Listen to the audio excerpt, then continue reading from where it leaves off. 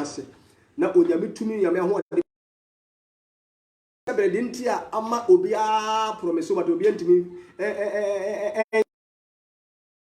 saa na wo o maame achi saa na da ho ye ebusuan ye si obi boni so nti ye wo kiss bi ni ye wo so wurezi by raising that prayers no your destiny can change sure your destiny can change the Bible say Jabez bompai o say Ewurade so be sesa me shebre no se me dia mame me kan fu din Bible so we den o bompai wo yaw so Jabez bompai the Bible say o bompai no Ewurade so tie ni so frɛ be na uta raise efa wo shebre ho the prayer topic that you raise sometimes no and see to shebre no nti na wo bompai wo se ma bompai Ewurade ntie me that topic unya the red piemu wo boase Achap International jet beba him fi honum ne esire onyankopon tumi nyame nwosra ne esane nyame ado etoye so ebi se enye ne hono moja na anya eni tumidie abai do makabrete na anya so o pese wo shebre ko ani no shebre sesa ehie onyame atom nyame nsira this year me pese me wale this year me pese me ko manim ade na bebo amotima ko anim life o shebre mpa bo ebe ma o shebre move ena wo hia direction be ma wa bra ba yeden amuvu tie ye wonyankopon honhon konkron wo de adom ye se ojare be ba me no ka se nyame tumo de ma me ne se meni nipa bi ahia bi a nyehon konkron ni ene me di nkomo fa nipa na shebre ho sure won me ndi abasa america wi di wo shebre na hwe wo shebre de e hawo die kutia wo ba bi ade na e ha wo fam na efiri me hwe wi a ono matena se na fe Ewurade a kire me ho akade Elunti na oba me ha anase woto na mo ba wonyame anim e wo fie ha nyame ma yen chechiri no ma bi mfa ma ase de bia be ba na ade ba ko pe na wo de mu ada bi ube pie mu a yidi ka hwe wo sha ya be bo eno nye afi ngingi ye twa price bi ato se kwan bia so tie wo si o sa price na na wo so tua wa ada bi ye ntwa price bia e ma nyame ma nti me to sa fe ma mo atinchini abanche bia mu nto na mo mra no onyame tumi nyame ho de be ye kese e de ama ho no bebe na Kristo na tumi na ho de so ye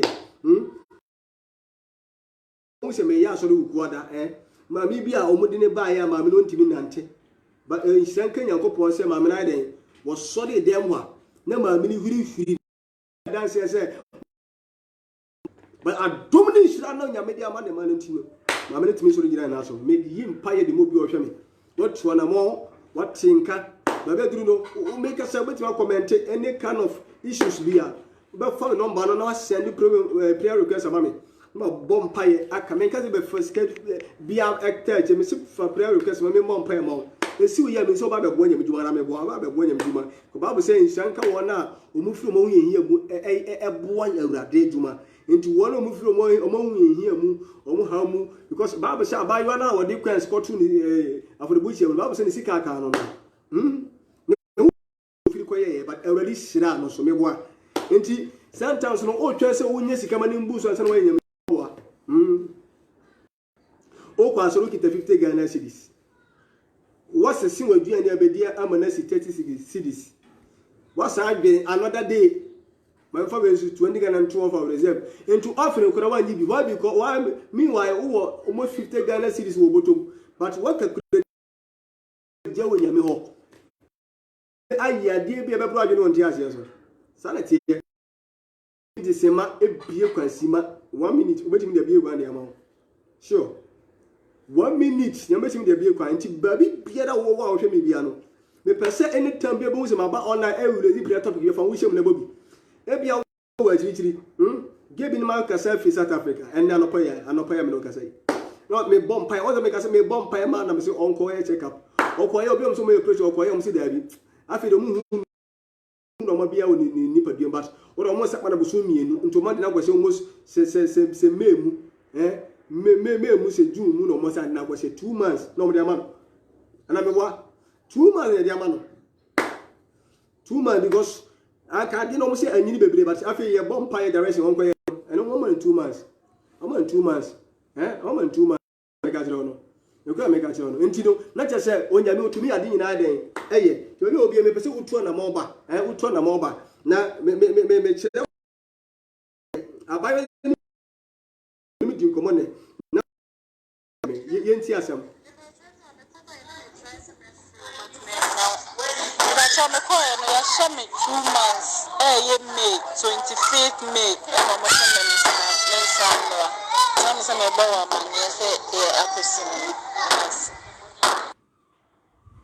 let's say omoko ye no obi a yese omo agba no me operation okoduru ho a awrade asa adane ade na na san ko se 2 months why because sin na ne kese yete na awrade ma normal so perform normal exercise enti omoko hospital or doctor for so mutimi ye omo 2 months foforo 2 months na mo na me say me ma tia say ya hye wo se won woda ye yi wa wodi bi atu baabi ya kasa to yafunu so ya kasa to abrabo so it was starting business no o ye business man daddy enye first asem enye azasem me ka onyame to kiti si ara me kasa me jenya me tu mu tu na mo bre ba bi wo bia ba bi wo bia na be pim wo boase na onyame tu no nyame ho de be sane nyame tu me sane aya adwuma nti bi no ka sisi ya no me number no eguso me WhatsApp number no fa na frɛ me WhatsApp ni gita me reply Abraham Kasa me reply message ni e dia ma sisi ya phone ni me WhatsApp phone ni me reply message ni dia ma problem bi e won bia amane bi won bia to betima abo 0548 965620 0548 965620 me WhatsApp no egu ani sa na wo hwe me ya be hu ho enti bo modern ase be fa WhatsApp number last number 20 no na frɛ me WhatsApp na me no emmɔ mpaye ye nsungu osu nyankopɔn so ye sugu nyankopɔn so a adansidie bebrebe bia maye abade bie epono kese de amaye de ase bia be yeye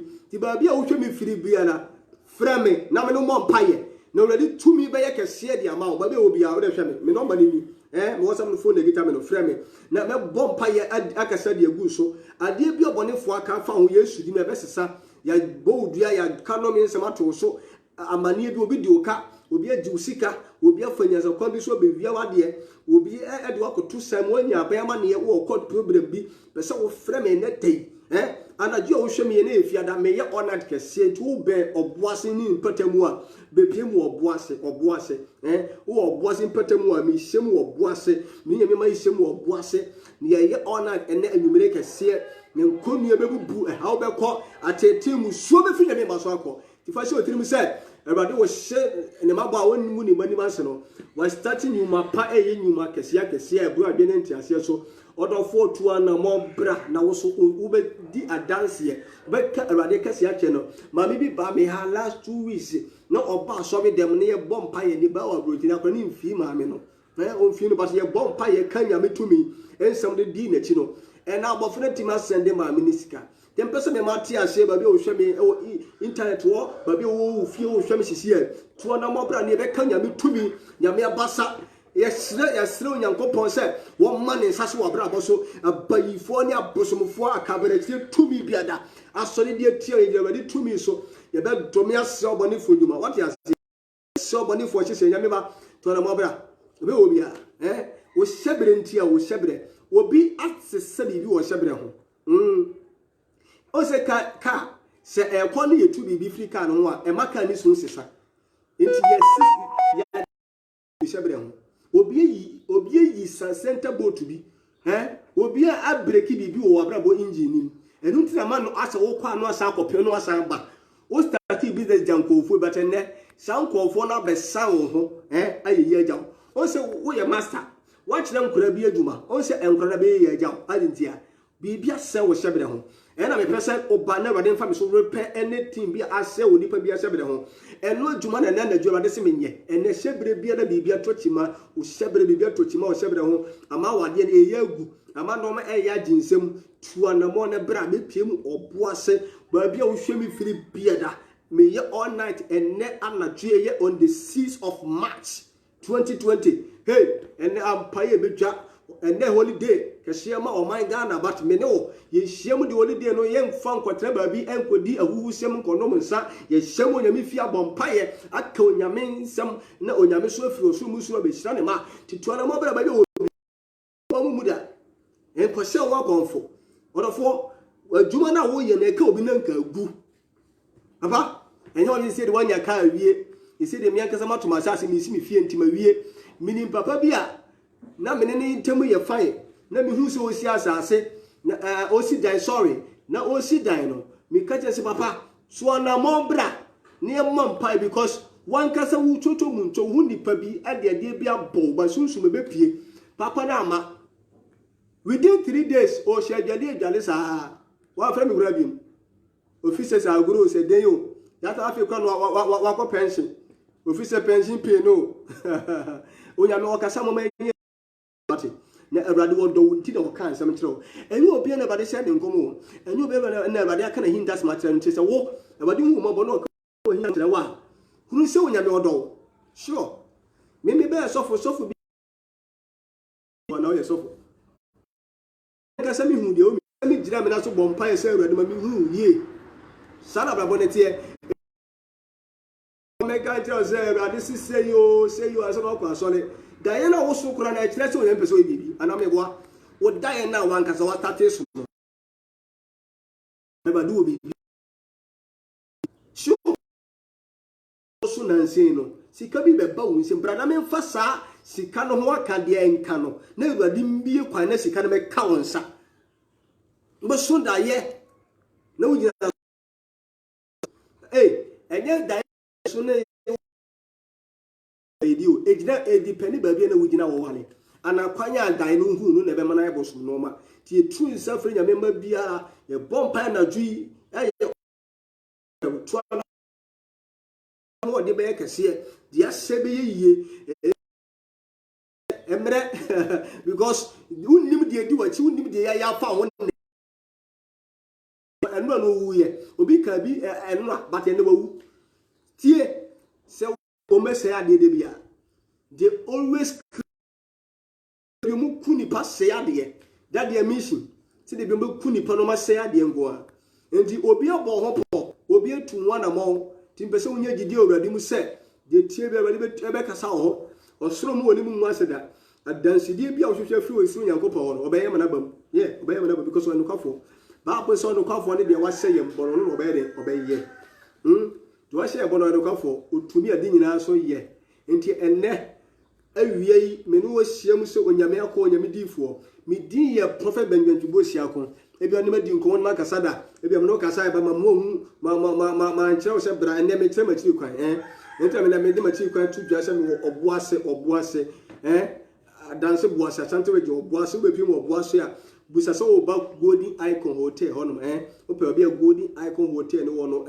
eye ba bia court no wono o tra court da na free oboase kurum na e ba tra court da na kakra bia bedru me jansen so we sambo si ho e na o free Kumasi anase Jacobu anase ewia kwa pia ba bi piere wo bia Kumasi ba bi wo bia manso o fa ka na ba be pie mu e wo oboase du o tra oboase barrier na o su be si Golden Icon Hotel hono ma ibesi hotel mi hotel ne nchen ne hotel wona me ya so de mo hotel ne nchen ati ase sanete ne tuwa na mobra de osu Nyankopon be kasa ho adom ne nhira be kase de ama ho nti ba be obi a for prayer request na den send me na me no emmo mpa ye yenka onyame tumi nkyerɛw na yenyina so yenkyerɛw ade be bo ade moawo menim problem bi wonam hihie fa number na ba be simi ankasa me so ne ba bo mpa ye kanyame adwena de ato so ebsew nkom efire Awurade aka asem efire Awurade enye se wokasa ne nkom se ne ba nkom se nye entertainment de Awurade beka ne beka se Awurade nkasa ya ye mpa bo kekekora betima bie kwa de amawo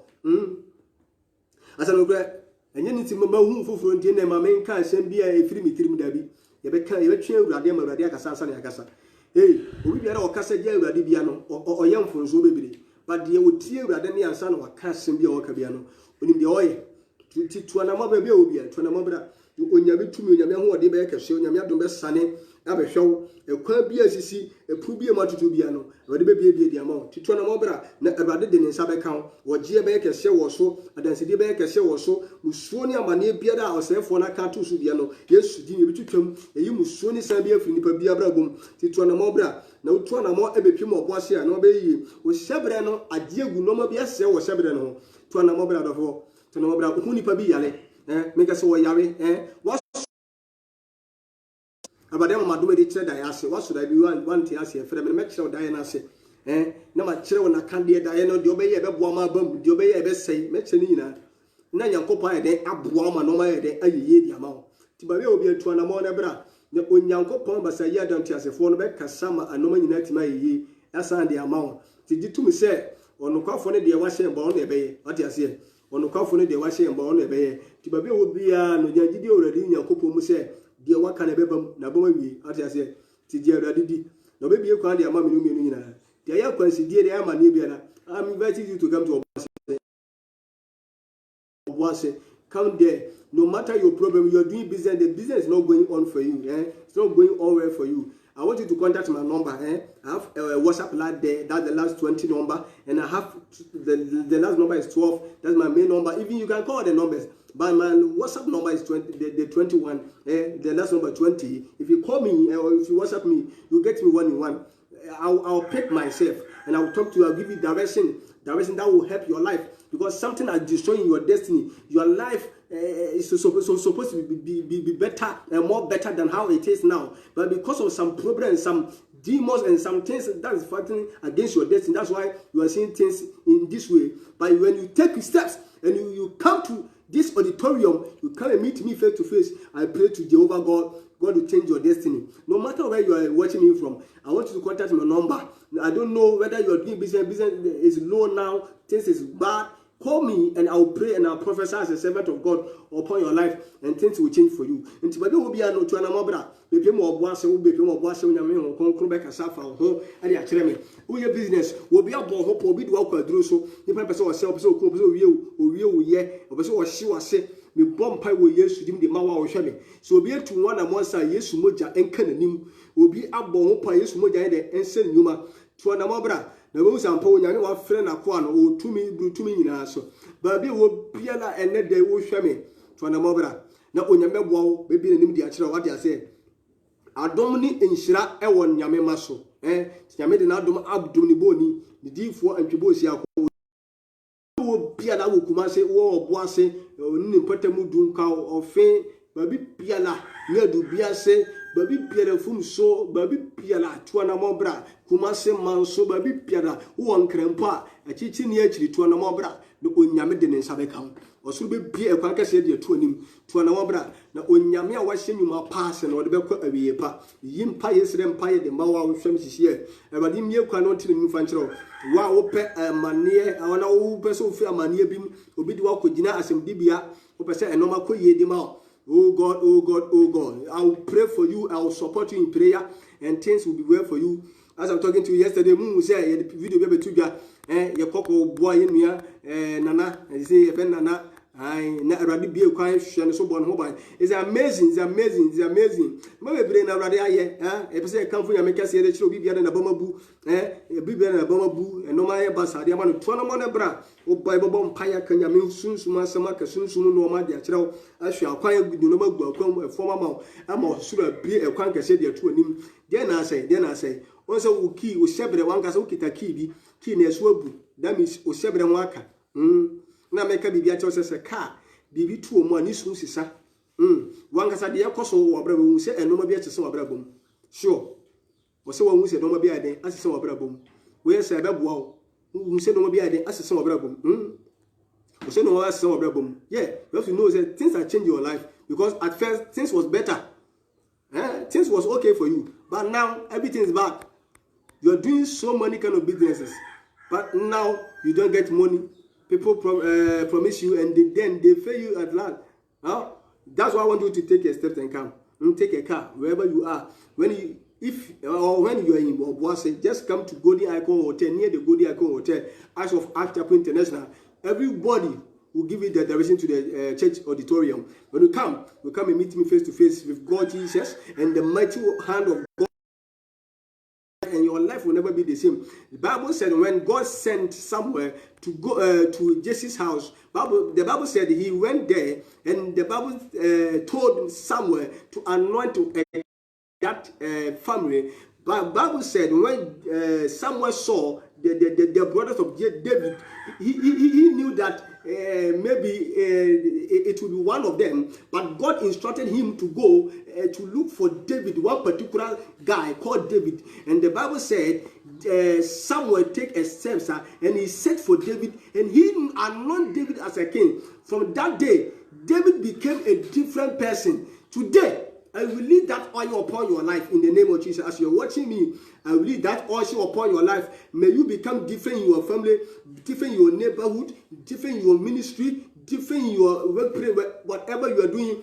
Take a steps and come, and I pray and I'll prophesy upon your life, and I will declare power and message of God upon your life, and your life will never be the same. As you're watching me from Obuase Auditorium, Act Chapel International, I want to assure you that our God is still doing miracles and wonders. No juju, no malam, no idol can perform such wonderful that God is doing in this auditorium. I want you to take a steps and come and see. The Father of God said we should test all spirits and see which one is from God. So I want you to take a move and come, steps and come. When you come here, when God tell you that here is not good place for you, you can leave. Yeah. Sometimes I don't want to force people to receive the power or the Spirit of God, because sometimes the way you receive the Spirit of God in you, when you step here, you feel the power of God no matter who you are. Whether you are a fetish priest, when you step here, you feel the power of God here. That's why I want you to take a step and come. When you go to a place and you don't have a connection with God. When you are sitting in the house, that particular room or the church, you will not feel anything in you. What you will see is everything will be normal for you. But in this auditorium, when you come here, you feel the anointing of God. You feel the grace of God. You feel the message of God. When I spoke to you, you just call me. You just take my number. Call my number. I'll talk to you. I'll pray for many people that I can pray. And I believe God. You give a testimony. As I play some audio right now, a lady called me in South Africa. He had a fibroid. And I pray for her to go to hospital. When I pray for her, they give her to come this Thursday. That's tomorrow. Yesterday. And she went there. And the doctor gave her a result that now they can't see or they can't find that sickness in the womb again. So they will give her another 2 months. Another 2 months to come. Because even the doctors, they are confused. I want you to take a step and you meet God yourself. Hey, when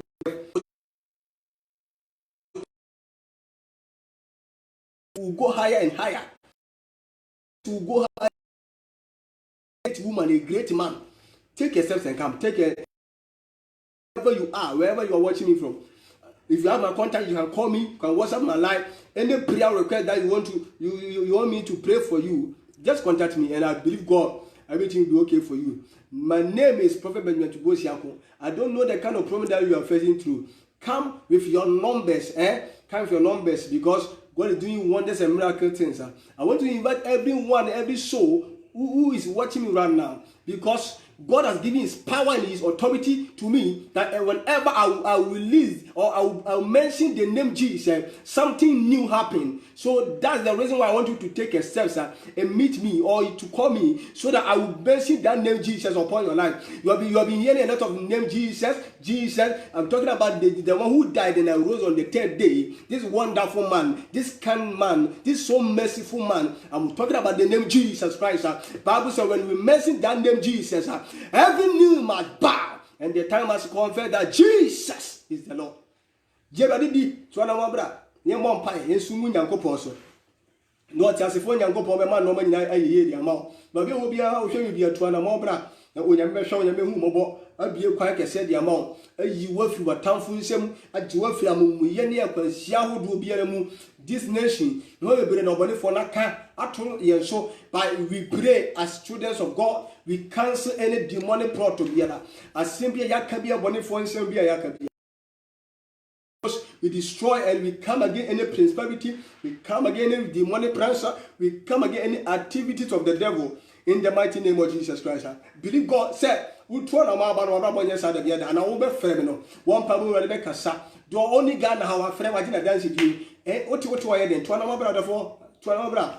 ahodasim to na mabra wate mesra wo emma bibi mu obam watu na mabe wakotua sika kase wakoton koko wakoton wajapade bi de akoba afode wa hwehwe mepese otua na mabe amenu be hyiamu ewo auditorium e ojade ba ahimfi hono Actap International ewo oboase ye hyiamu wi a osuru nyankopon de nsa be kan be bie kwa de kase de ama na ogie ne fa hudie be ye odia wose mi dofo kase mi mawamo mi dofo kase mi die mi yiwa ye ajewa mama wo mani ma wasie gasi yesu mi mawamo ore wa mama wo aje wa mama ni ma wasio mi dofo gasi yesu mi mawamo eka safo kwa aka mani maguase eka tafo kwa aka yare abomi na so erade wa ma wo